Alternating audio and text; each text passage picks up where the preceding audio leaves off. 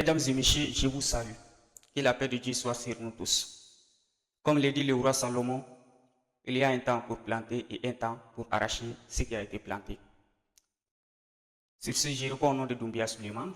Si tu es nouveau, je t'invite à t'abonner, à activer la cloche de notification pour ne rater aucune de mes nouvelles vidéos. Aujourd'hui, nous allons parler sur les temps. Comment vous pouvez mieux gérer vos temps.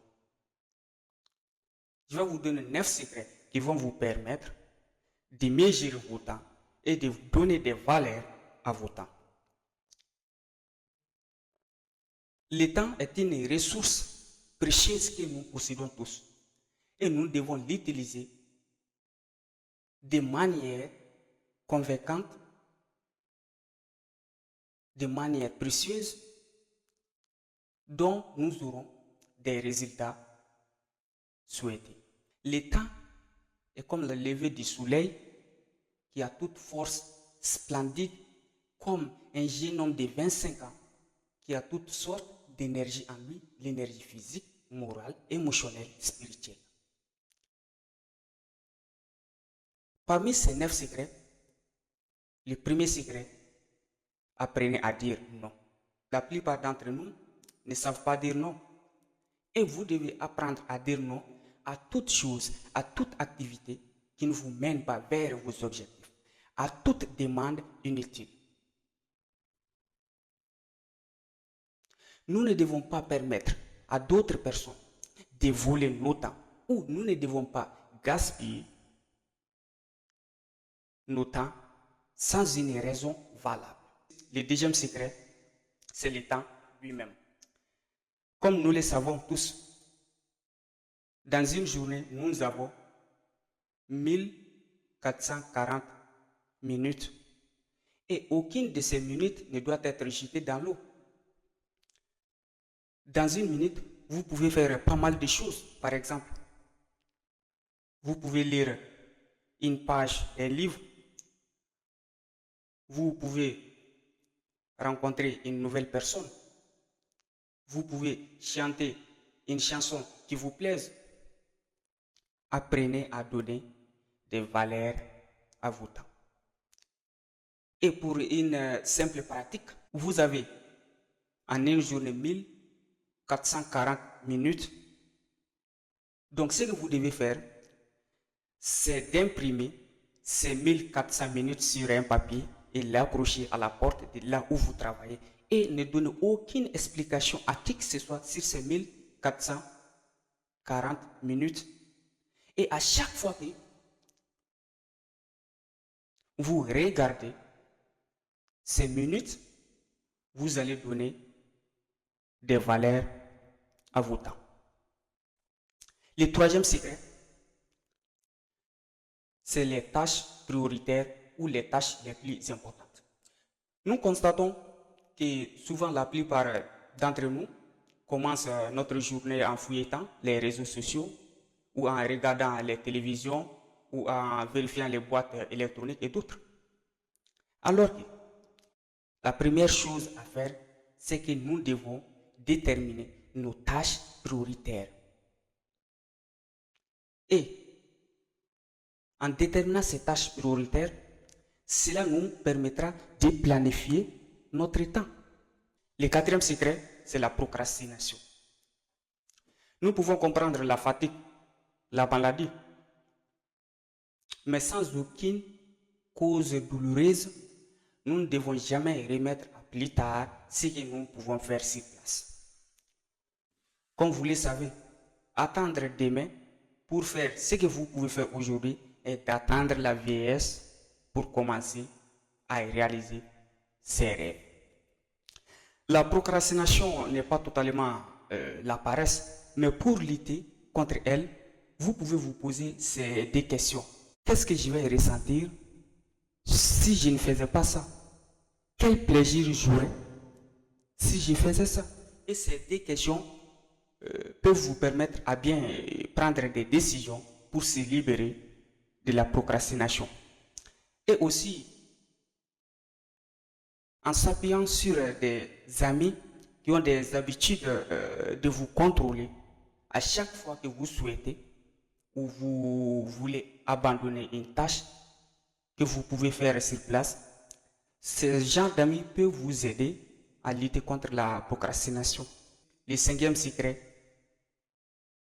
c'est que vous devez utiliser une planification de calendrier qui est différente d'une liste de tâches. Quand on dit une liste de tâches, je vais faire ça aujourd'hui, ce matin, après-midi, ce soir, demain, après-demain. Et nous ne prenons pas compte de ce que ces listes de tâches peuvent nous causer. Donc, sur ce, vous devez utiliser ce que nous appelons une planification de calendrier. Avoir un plan quotidien et hebdomadaire va vous permettre de mieux gérer votre état. Et cette planification peut être faite en fonction de la semaine. Le sixième secret, c'est le courrier électronique. Le courrier électronique est un moyen pour d'autres personnes de s'enrichir et de vous imposer leurs priorités. Et des études montrent que la plupart des employés de bureau passent au moins 2 à 3 heures par jour à lire et à répondre aux emails. Nous pouvons dire qu'aujourd'hui, les emails sont devenus des moyens de communication entre les services, mais sans analyser l'effet qui peut causer à leur productivité. L'objectif de ces emails